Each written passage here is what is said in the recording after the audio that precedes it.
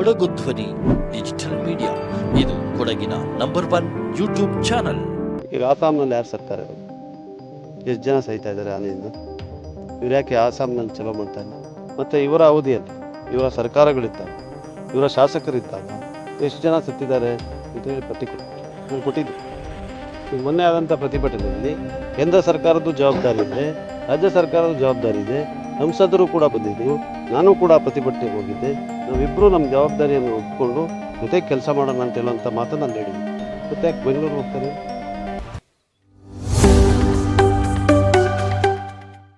5 ಜಿಲ್ಲೆಗಳು ಸೇರಿದಂತೆ ನಾವು ಬೆಂಗಳೂರು ಚಲೋವನ್ನು ಮಾಡ್ತೀವಿ. ಚಿಕ್ಕಮಗಳೂರು, ಕೊಡಗು, ಹಾಸನ ಭಾಗಗಳಲ್ಲಿ ಅತಿ ಹೆಚ್ಚು ಕಾಡಾನೆಗಳ ಸಮಸ್ಯೆ ಇದೆ. ಅದನ್ನ ನಿಯಂತ್ರಣ ಮಾಡಲಿಕ್ಕೆ ಈ ಸರ್ಕಾರ ಕೂಡ ವಿಳಂಬ ಮಾಡ್ತಾ ಇದೆ ಅಂತ ಅವರ ಆರೋಪ ಆಗಿರುತ್ತೆ.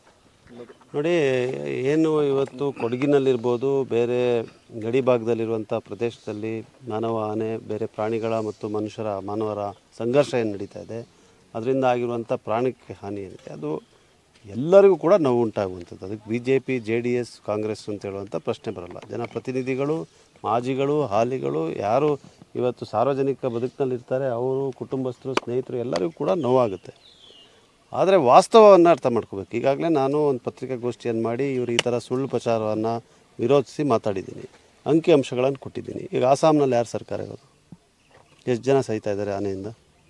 ಇವ್ರು ಯಾಕೆ ಆಸಾಮ್ನಲ್ಲಿ ಚಲೋ ಮಾಡ್ತಾಯಿಲ್ಲ? ಆಮೇಲೆ ದೆಹಲಿಯಿಂದ ಪ್ರಾಜೆಕ್ಟ್ ಎಲಿಫೆಂಟ್ ಅಂತ ಹೇಳುವಂಥ ಕಾರ್ಯಕ್ರಮ ಏನಿದೆ, ಅದರಲ್ಲಿ ಈಗ ಅರಣ್ಯ ಏನಿದೆಯಲ್ಲ, ಇದು ಕನ್ಕರೆಂಟ್ ಲಿಸ್ಟ್ನಲ್ಲಿರುವಂಥ ಸಬ್ಜೆಕ್ಟ್ ಮ್ಯಾಟ್ರು.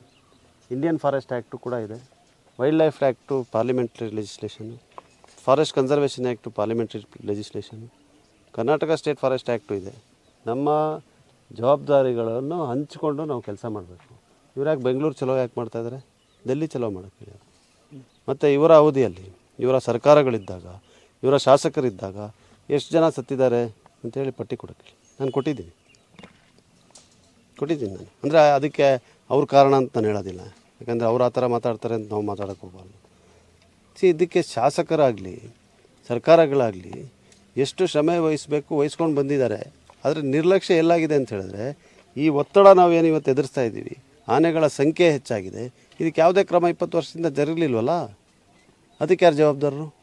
ಎಲ್ಲಿಗೆ ಚಲೋ ಮಾಡಬೇಕು ಅವರು? ಈ ನಿರ್ಲಕ್ಷ್ಯ ಮಾಡಿದವರು ಅವರ ಮನೆಗೆ ಚಲೋ ಮಾಡಲಿ, ದೆಹಲಿಗೆ ಹೋಗಲಿ. ದೆಹಲಿನಲ್ಲಿ ಪ್ರಾಜೆಕ್ಟ್ ಎಲಿಫೆಂಟ್ನಲ್ಲಿ ಬಂದಿರುವಂಥ ಹಣ ಬರೀ 30% ಬಳಕೆ ಆಗಿದೆ. ಅದು ಕೇರಳ ರಾಜ್ಯಕ್ಕೆ ಮಾತ್ರ ಬಳಕೆ ಆಗಿದೆ. ಒಂದೇ ಒಂದು ಪೈಸಾ ಕರ್ನಾಟಕಕ್ಕೆ ಇವತ್ತವರೆಗೂ ಪ್ರಾಜೆಕ್ಟ್ ಎಲಿಫೆಂಟ್ನಲ್ಲಿ ಬಂದಿಲ್ಲ. ಯಾಕೆ ಬರಲಿಲ್ಲ? ಈಗ ಮೊನ್ನೆ ಆದಂಥ ಪ್ರತಿಭಟನೆಯಲ್ಲಿ ಕೇಂದ್ರ ಸರ್ಕಾರದ ಜವಾಬ್ದಾರಿ ಇದೆ, ರಾಜ್ಯ ಸರ್ಕಾರದ ಜವಾಬ್ದಾರಿ ಇದೆ, ಸಂಸದರು ಕೂಡ ಬಂದಿದ್ದರು, ನಾನು ಕೂಡ ಪ್ರತಿಭಟನೆಗೆ ಹೋಗಿದ್ದೆ. ನಾವಿಬ್ಬರು ನಮ್ಮ ಜವಾಬ್ದಾರಿಯನ್ನು ಒಪ್ಪಿಕೊಂಡು ಜೊತೆಗೆ ಕೆಲಸ ಮಾಡೋಣ ಅಂತ ಹೇಳುವಂಥ ಮಾತನ್ನು ಅಲ್ಲಿ ಹೇಳಿದ್ವಿ. ಮತ್ತು ಯಾಕೆ ಬೆಂಗಳೂರು ಹೋಗ್ತಾರೆ ಇವರು? ದೆಹಲಿಗೆ ಹೋಗಲಿ. ಇವ್ರಿಗೆ ಧೈರ್ಯ ಇಲ್ಲ. ಇವತ್ತು ದೇಶದಲ್ಲಿರುವಂಥ ಪರಿಸ್ಥಿತಿಯನ್ನು ಸಂಪೂರ್ಣವಾಗಿ ಮರೆತುಬಿಟ್ಟಿರೋಂಗೆ ಆಟ ಆಡ್ತಾ ಇದ್ದಾರೆ ಇವರು. ಏನಿದೆ ಪರಿಸ್ಥಿತಿ ದೇಶದಲ್ಲಿ? ಇವತ್ತು ಪೆಟ್ರೋಲು, ಡೀಸೆಲನ್ನು ನೀವು ಬರೀ ತರುವಂಥ ವಾಹನಗಳಿಗೆ ಮಾತ್ರ ಬರೆಸ್ತೀವಿ ಅಂತ ಹೇಳಿದ್ದಾರೆ. ಇಡೀ ಜಿಲ್ಲೆ ಇವತ್ತು ವ್ಯವಸಾಯ ಆಧಾರಿತವಾದಂಥ ಬದುಕು, ರೈತರು, ಬೆಳೆಗಾರರು ಇರುವಂಥದ್ದು. ಅವರ ಪಂಪ್ ಸೆಟ್ಗೆ ಹೆಂಗೆ ಹಾಕ್ತೀರಾ ಡೀಸೆಲು, ಪೆಟ್ರೋಲು? ನಿಮ್ಮ ಟಿಲ್ಲರ್ ಮಿಷಿನ್ಗೆ ಹೆಂಗೆ ಹಾಕ್ತಾರೆ ಇವರು? ಟ್ರ್ಯಾಕ್ಟರ್ಗೆ ಹೆಂಗೆ ಹಾಕ್ತಾರೆ? ಎಲ್ಲ ಕ್ಯಾನಲ್ ತೊಗೊಂಡು ಹೋಗ್ತಾನೆ ಹಾಕ್ತಾರೋದು. ಕ್ಯಾನಲ್ ಕೊಡೋಂಗಿಲ್ಲ ಅಂತ ಹೇಳಿದ್ದಾರೆ ಕೇಂದ್ರ ಸರ್ಕಾರ. ಇದರ ವಿರುದ್ಧ ಎಲ್ಲಿ ಚಲೋ ಮಾಡ್ತಾರೆ ಇವರು? LPG ದರ ಎಷ್ಟು? ಪೆಟ್ರೋಲ್ ದರ ಎಷ್ಟು? ಗ್ಯಾಸ್ ದರ ಎಷ್ಟು? ಯೂರಿಯಾ ಎಲ್ಲಿದೆಯಾ? ಶಾರ್ಟೇಜ್ ಇಲ್ವಾ ಯೂರಿಯಾಗೆ? ಯಾಕೆ ಯೂರಿಯಾ ಕೊಡೋಕ್ಕಾಗ್ತಲ್ಲ ಇವ್ರ ಕೈನಲ್ಲಿ? ಇವು ಫರ್ಟಿಲೈಸರು ರೈತರಿಗೆ ಬೇಕಾಗಿರುವಂಥದ್ದು ಎಷ್ಟಿದೆ ದರ ಇವತ್ತು? ಇದನ್ನು ಯಾರೂ ಪ್ರಶ್ನೆ ಮಾಡೋಂಗಿಲ್ಲ. ರಸ್ತೆಗಳ ಬಗ್ಗೆ ಮಾತಾಡ್ತಾ ಇದ್ದಾರೆ ಇವರು. ಕೊಡಗು ಜಿಲ್ಲೆಯಲ್ಲಿ ಟಾರ್ ಇಲ್ಲದೆ ಇರೋದಕ್ಕೆ ನಾನು ಕಾರಣ ಅಲ್ಲ. ಕೆಲವರು ಪ್ರಚಾರಕ್ಕೋಸ್ಕರ ಇವತ್ತು ಉಟ್ಕೊಬಿಟ್ಟಿದ್ದಾರಲ್ಲ, ಅವ್ರಿಗೆ ಹೇಳಲಿಕ್ಕೆ ಬಯಸ್ತಾ ಇದ್ದೀನಿ, ಟಾರಿನ ಕೊರತೆ ಪೂರ್ಣವಾಗಿದೆ. ಹಣ ಕೊಟ್ಟರು ಕೂಡ ಟಾರ್ ಸಿಗ್ತಾಯಿಲ್ಲ. Because tar is a petroleum product.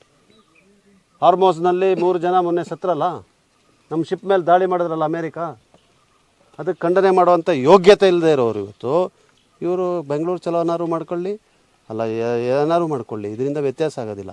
ಜನರು ಇಡೀ ದೇಶದಲ್ಲಿ ಇವತ್ತು ಕೇಂದ್ರದ ವಿರುದ್ಧ ಆಕ್ರೋಶಗೊಂಡಿದ್ದಾರೆ. ಇದನ್ನು ದಯವಿಟ್ಟು ಬರೆದಿಟ್ಕೊಬಿಡಿ. ಆಕ್ರೋಶಗೊಂಡಿದ್ದಾರೆ.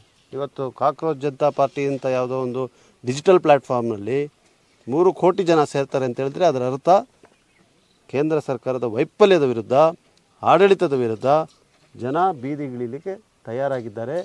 ದಯವಿಟ್ಟು ಅದರ ಬಗ್ಗೆ ಗಮನ ಹರಿಸಿ ಈ ದೇಶವನ್ನು ರಕ್ಷಿಸಿ. ಡಾಲರ್ ಬೆಲೆ ಎಷ್ಟಾಗಿದೆ, ಇನ್ಫ್ಲೇಷನ್ ಏನಾಗಿದೆ, GDP ಪರಿಸ್ಥಿತಿ ಏನು, ಇದನ್ನು ಗಮನ ಹರಿಸಿ. ಸಾಲ ಎಷ್ಟು ತಗೊಂಡಿದ್ದೀರಿ? ಅಮೇರಿಕಾ ನಮ್ಮನ್ನು ಸಾಯಿಸ್ತಾ ಇದ್ದಾರೆ, ನಮ್ಮ ಮೇಲೆ ದಾಳಿ ಮಾಡಿ ಅದನ್ನು ಖಂಡನೆ ಮಾಡಲಿಕ್ಕೂ ಕೂಡ ಇವ್ರನ್ನಲ್ಲಿ ಧೈರ್ಯ ಇಲ್ಲ. ಇದು ಪರಿಸ್ಥಿತಿ. ಇದನ್ನು ನಾವು ಮಾತಾಡೋದು ಬಿಟ್ಬಿಟ್ಟು ಸುಮ್ಮನೆ ನಾವು ಬೆಂಗಳೂರು ಚಲೋ ಮಾಡ್ತೀವಿ.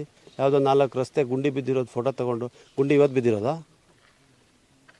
ಗುಂಡಿ ಬಿದ್ದಿರೋದು 20 ವರ್ಷದಿಂದ. ಈಗ ನಾವು ಮಾಡಿರೋ ರಸ್ತೆಗಳು ಟಾರ್ ಕೊರತೆ ಆಗೋವರೆಗೂ ರಸ್ತೆಗಳು ಎಷ್ಟು ಮಾಡಿದ್ದೀವಿ ವಿರಾಜಪೇಟೆ ವಿಧಾನಸಭಾ ಕ್ಷೇತ್ರದಲ್ಲಿ?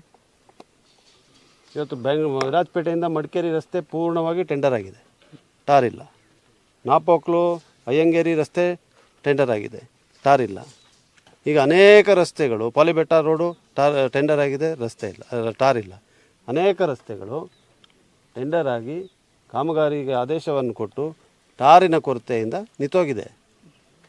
ಈ ಟಾರಿನ ಕೊರತೆ ನನ್ನಿಂದಾಗಲಿ, DK ಶಿವಕುಮಾರ್ ಅವರಿಂದಾಗಲಿ, ಸಿದ್ದರಾಮಯ್ಯನವರಿಂದಾಗಲಿ ಆಗಿಲ್ಲ. ಈ ಟಾರಿನ ಕೊರತೆ ಆಗಿರುವಂಥದ್ದು ಕೇಂದ್ರದ ವೈಫಲ್ಯದಿಂದ. It's a failure of the central government to protect the interest of the citizens of this country.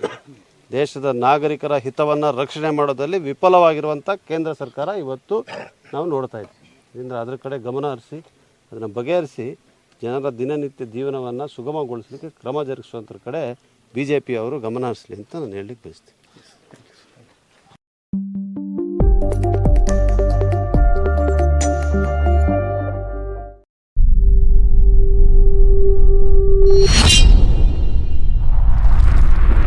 Kodagu ಧ್ವನಿ ಡಿಜಿಟಲ್ ಮೀಡಿಯಾ, ಇದು ಕೊಡಗಿನ ನಂಬರ್ 1 ಯೂಟ್ಯೂಬ್ ಚಾನಲ್.